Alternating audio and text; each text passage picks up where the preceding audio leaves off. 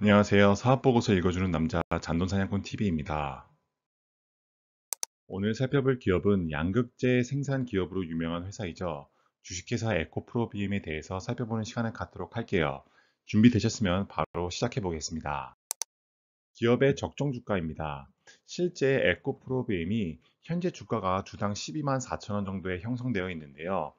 만약에 실제 이 회사의 2022년도 예상 ROE인 27.47을 대입해 본다면 적정 주가는 2만 5천 원대 정도가 나오는 것을 알 수 있습니다. 다시 말해서 현재 주가가 적정 주가 대비 많이 업사이드로 올라가 있다는 것을 알 수가 있고, 그렇다는 것은 회사가 정말 적정 주가의 4배가 넘어서는 금액을 합당화시킬 만큼 높은 성장률을 보이는지를 찾아보는 것이 중요할 텐데요.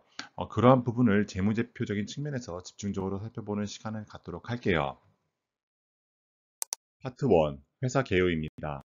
기업 정보입니다. 2016년도 5월 달에 에코프로의 2차전지 소재 사업 부문을 물적 분할해서 생긴 회사라는 것을 알 수 있어요. 영위하는 사업은 리튬이온 2차전지 양극 소재용 양극활 물질을 제조한다고 나와 있는데, 실제로 배터리의 구성을 보면은 양극과 음극 그 사이에 전해질과 분리막이 있는데요.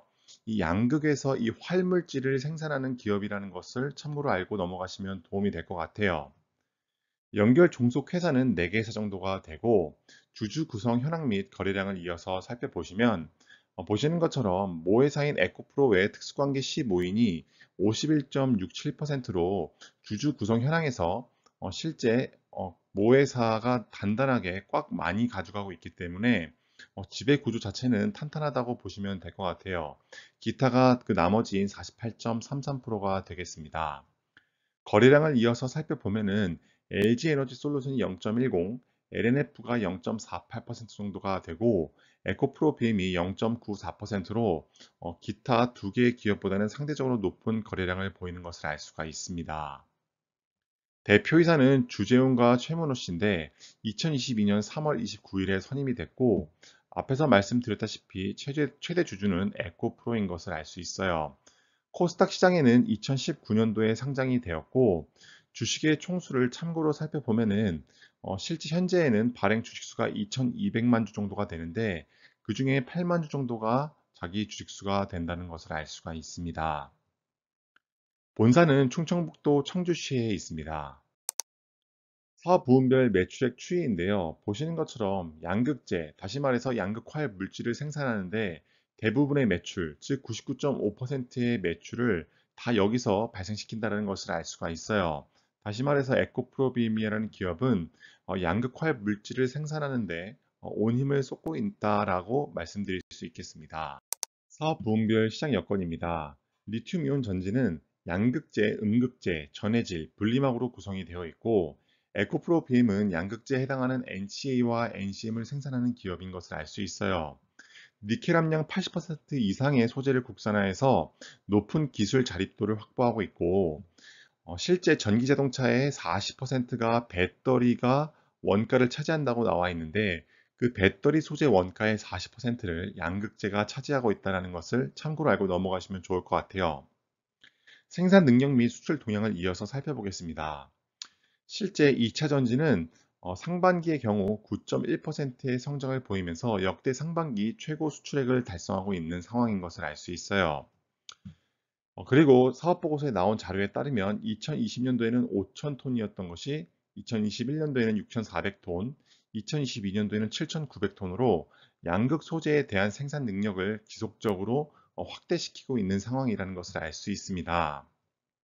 실제 메리츠증권 리서치센터의 자료에 따르면은 에코프로비엠의 양극재 생산 캐파가 앞으로 다음과 같이 늘어날 것이라고 예상이 되고 있습니다. 2022년도에는 14만 톤이 2026년도에는 55만 톤으로 3배 이상이 성장할 것으로 예상이 되고 있는 상황인데요. SK온의 대부분의 생산된 제품을 판매하고 있기 때문에 이 SK 배터리 생산 캐파도 실제 에코프로 BM의 생산 캐파와 연동이 될 것으로 예상이 되고 있는데, SK온 같은 경우에도 보시는 바와 같이 그래프가 급격하게 성장할 것으로 예상이 되고 있는 상황입니다. 파트 2, 재무제표 분석입니다.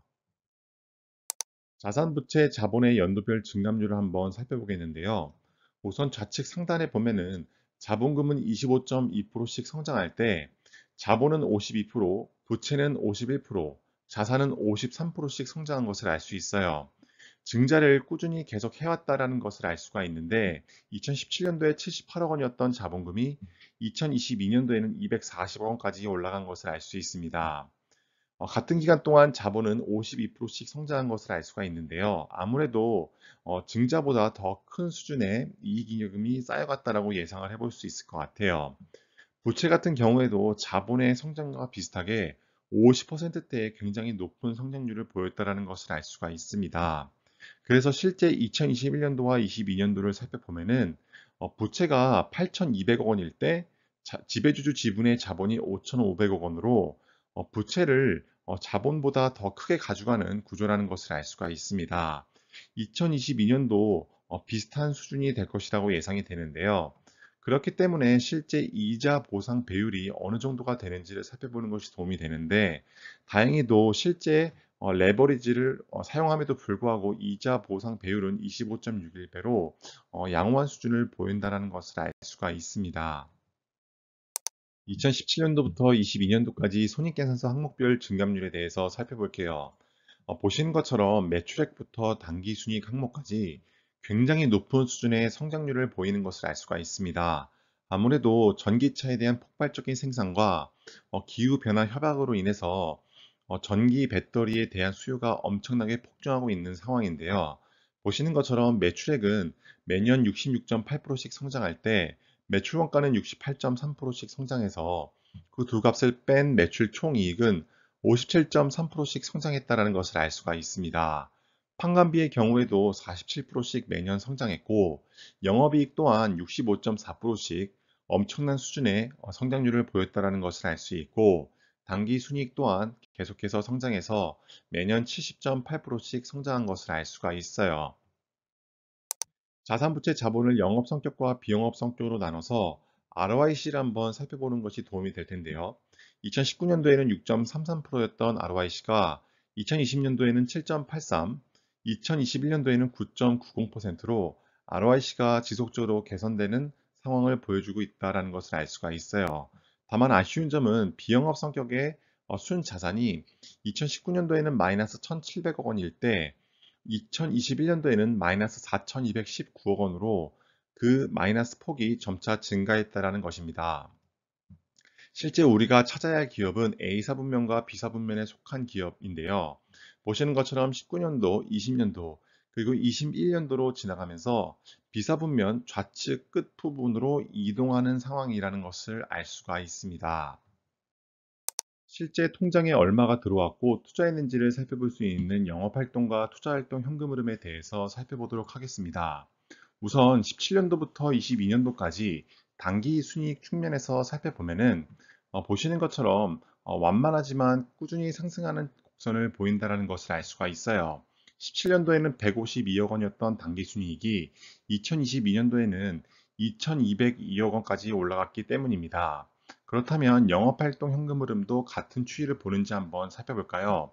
아쉽게도 2020년도에는 영업활동 현금 흐름이 단기 순이익보다 높았던 단 한 해에 불과했고 나머지 연도에서는 실제 단기 순이익보다는 영업활동 현금 흐름이 안 좋았고 영업의 질에서는 조금 부족했다라고 볼 수 있을 것 같습니다.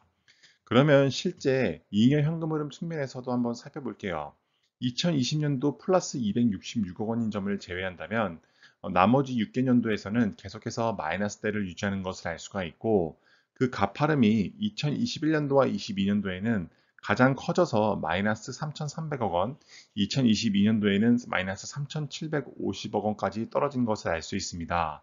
아무래도 시설 투자에 대해서 지금 많이 해야 되는 상황이기 때문에 이렇게 잉여 현금 흐름 측면에서도 계속해서 마이너스 상황이 이루어질 것으로 예상이 되고 있습니다.